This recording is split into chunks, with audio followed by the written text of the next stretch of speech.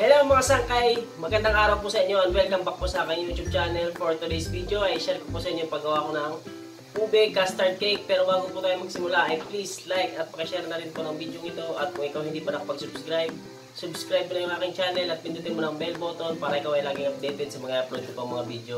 Siya nga pala mga sangkay, shoutout muna sa ating sangkay na sina Jason Laurito at Risa Sanchez. Yun mga sangkay, shoutout sa inyo at God bless po.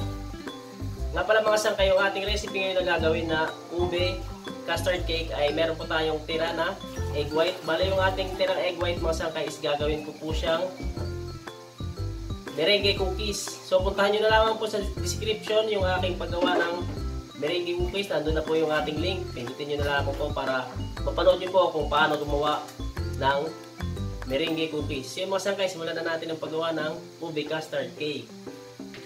So ngayon mga sangkay, ayan, bali yung ating first step sa ating paggawa ng ube custard natin ay ube custard cake natin ay ito ay handa muna natin yung ating paglalagyan natin. Bali ang size nito is 9 inches po yung ating paglalagyan ng ating custard cake at dalawang bilog yung ating gagamitin.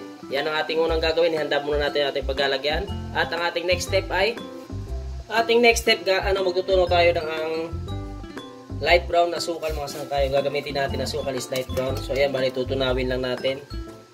Kung sakaling gagawa kayo nito, pagtunaw ng asukal is bantayan nyo pong maigi kasi baka masunog po ang inyong asukal. Ayan, kailangan tunaw lang siya mga sangkay, hindi siya tunak, hindi siya sunog. Kasi mapait yun kapag nasunog ang inyong asukal. Kaya kailangan hindi siya masunog. So yung mga sangkay, kung mapapansin nyo, ayan, medyo natutunaw na yung ating asukal.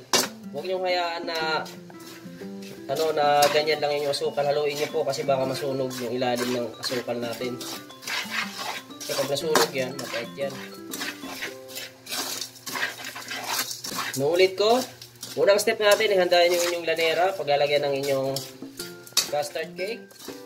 At itong ating pangalawang step ay gagawa tayo ng magtutunaw tayo ng asukal para ilagay na doon na sa ating lanera. So, bali, ang una nating apoy na ginamit para sa pagtunaw ng ating asukal is una, dinakasan ko po yung apoy. At kapag ganyan na po yung itsura ng ating asukal, mga sangkay, patunaw na po siya, hinaan na po natin yung ating apoy para maiwasan natin yung biglaang pagkasunog ng ating asukal. Kaya hinaan nyo na lang po hanggang sa tuluyang matunaw yung ating asukal.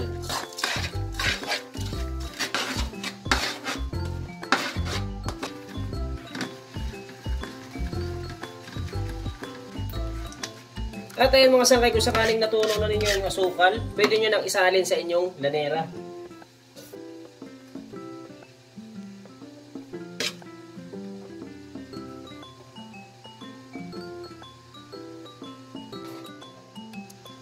Ayan na mga sangkay, ngayon yung ating tinunong asukal, bali na ilagay na ngayon natin sa ating lanera. Next step naman natin ay gagawa na tayo ng ating leche flan. Okay, bali sa ating leche flan ay kailangan natin ng 6 na egg yolk. Kunin lang natin ngayon yung egg yolk mga sangkay. Dahil yun yung gagamitin natin sa ating leche flan.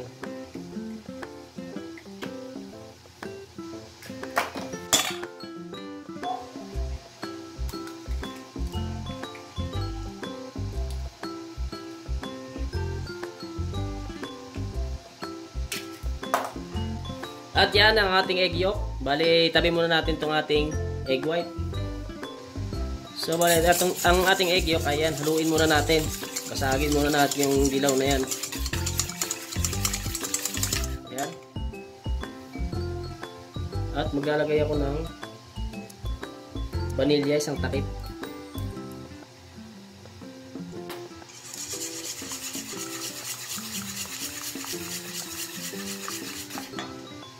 Sa ating egg yolk ay maglalagay ako ng ibap.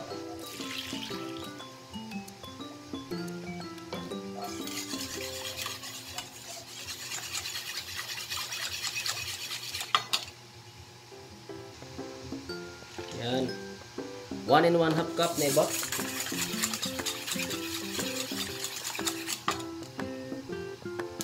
At condense.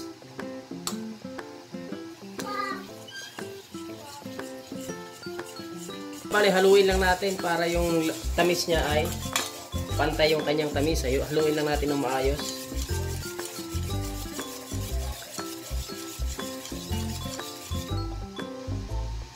Kaya kapag nahalo nyo na ng maayos ay itabi muna natin itong ating leche flan kasama ng ating itong pinuno na asukal. Yan, itabi muna natin dahil gagawa na tayo ng ating mamon ngayon. Mamon ng ating custard cake. Okay? Bali sa ating mamon ng ating custard cake ay kailangan natin ng 2 bowl at gagamit tayo ng 10 itlog. So ito ang ating 10 itlog na gagamitin mga sangkay. Bali, hihiwalay muna natin yung egg white at saka yung egg yolk.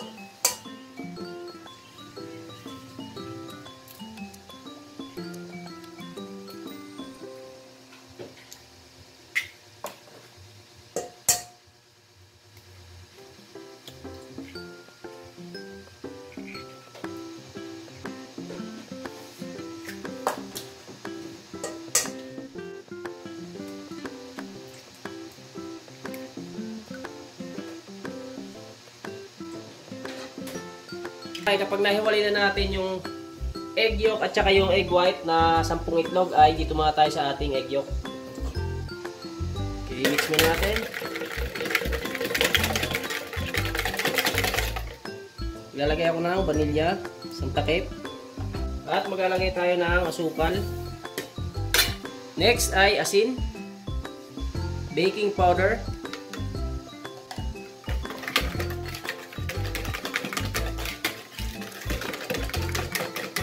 next, oil. Sunod ay tubig.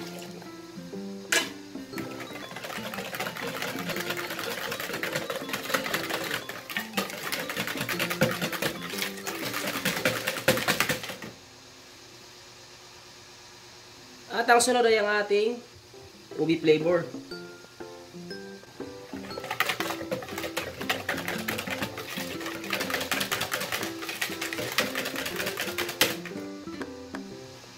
So yun mga sangkay, pag nalagay natin yung ingredients na yun, ay haluin natin ng maayos.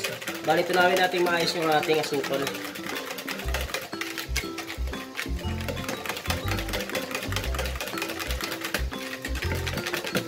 At kapag nahalo nyo na ng maayos, ay sunod natin ilalagay ang ating cake flour.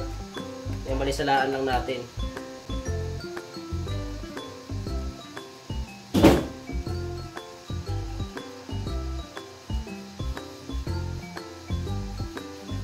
Yan na, ilagay na natin yung ating cake flour. Bali, haluin lang natin ng maayos.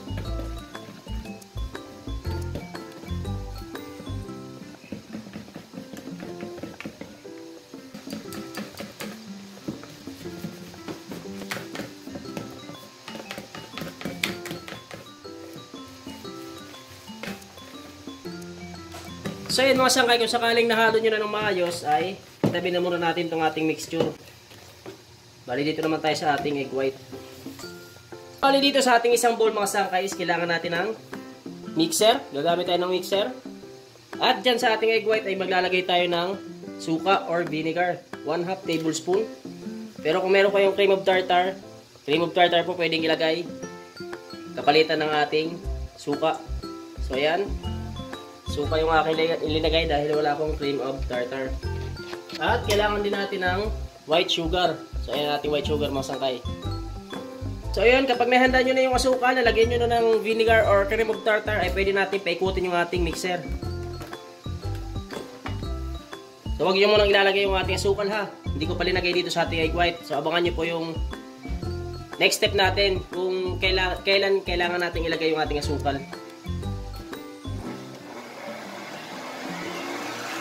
So, bali middle speed lamang po yung aking gagamitin.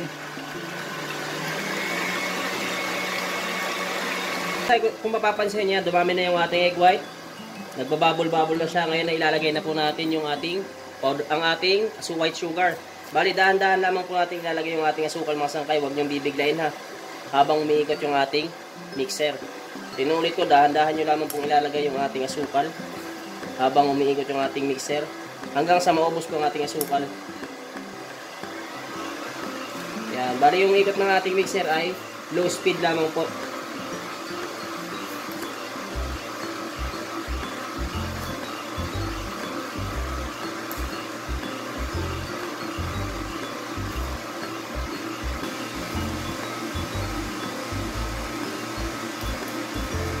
So ayan yung mga sangkay, kung sakaling naubos nyo ng asukal ay babalik natin yun sa middle speed yung ating mixer.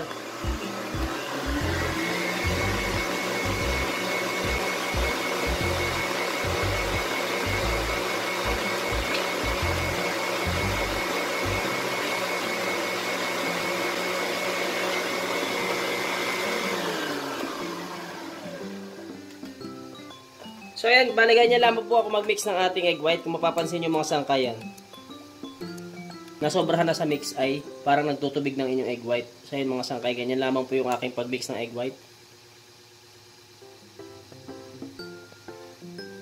Ayan, bali, tingnan nyo lamang po kung gaano siya kalambot. Ayan o, yung ating egg white. Tsaka hindi pa siya nagtutubig-tubig kasi kapag nagtubig na po yan, overmix na po ang inyong egg white. So ang next step natin ay bali, paghahaluin na natin yung ating dalawang mixture.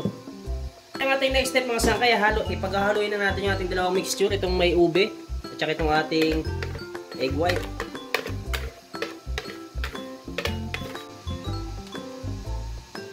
Kailangan maging pantay yung kanyang kulay.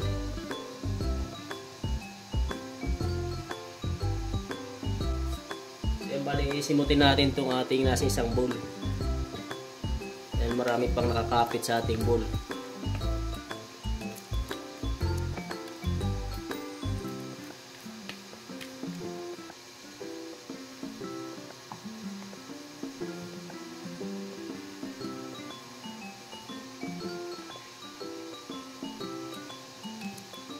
So ayun mga sangkay, kung sakaling nahalo nyo ng maayos, napag-combine nyo na ng maayos yung dalawang mixture, ay punta tayo sa ating susunod na step.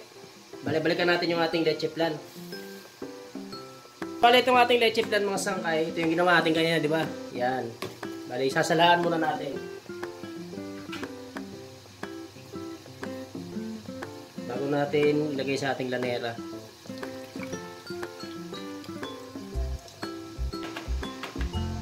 At kapag nasalaan nyo na, ilalagay na natin ngayon sa ating lanera na may tinunaw na asukal.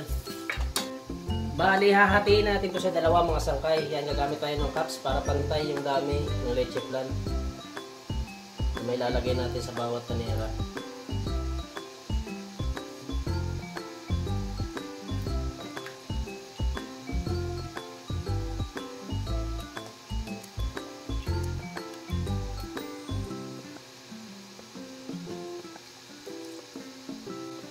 At ang next step, kapag nailagay nyo na yung leche flan, ay isasalin na ngayon natin yung ating ginawang ubi mamon. Itong ating mixture na pinag-combine natin yung egg white at saka yung ating egg yolk.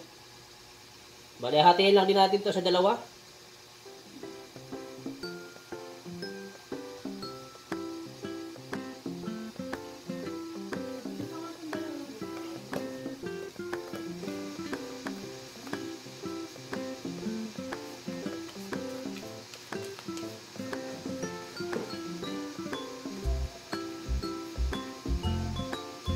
At kapag nagawa niyo na po yan, ilagay niyo na ang inyong mixture sa inyong lanera. Ayan, kompleto na po yan. Meron na siyang asukal na tinunaw, leche flan at saka yung ating mixture na egg white at saka egg yolk na pinagsama. So, bali ang sunod natin gagawin ay pwede na po natin isalang.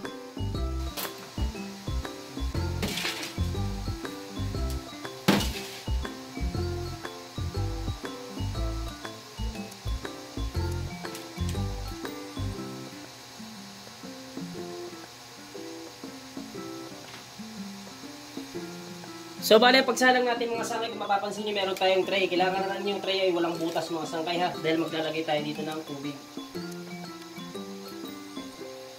Mapapansin nyo yung ating tubig ay muusok mga sangkay dahil mainit na tubig po yung aking ilalagay.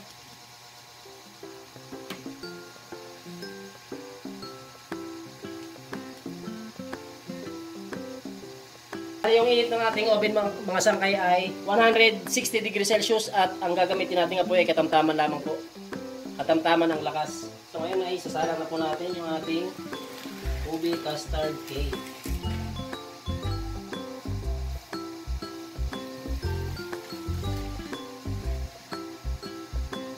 So bali, abangan nyo na lamang po kung ilang minuto natin lulutuin. Sa baba lamang po lulutuin yan, hindi na po natin yan iangat.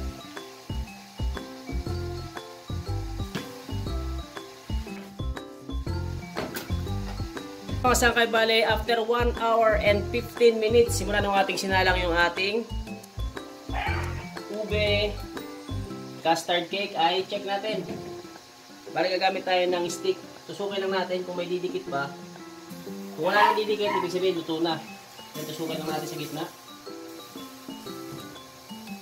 Yung mga sangkay, wala nang dumikit sa stick natin. Bale, kukunin natin ngayon yung ating sinalang. Inuulit ko, bale, sinalang natin siya ng 1 hour and 15 minutes.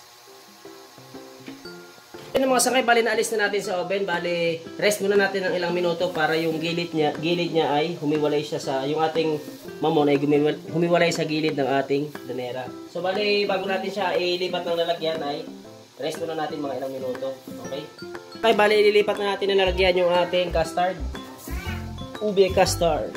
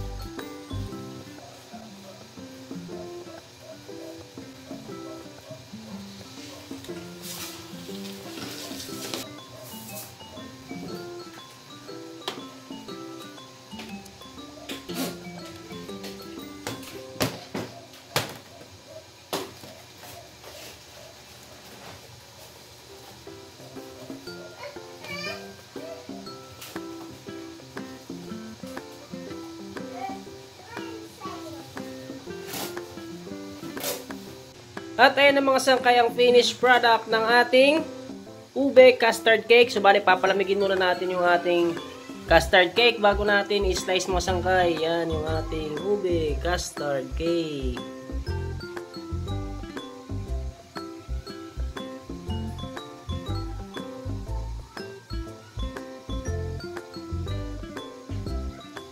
Malamig na yung ating custard. Bali, i-slice na natin para ma-display na natin yung ating custard mga sangkay.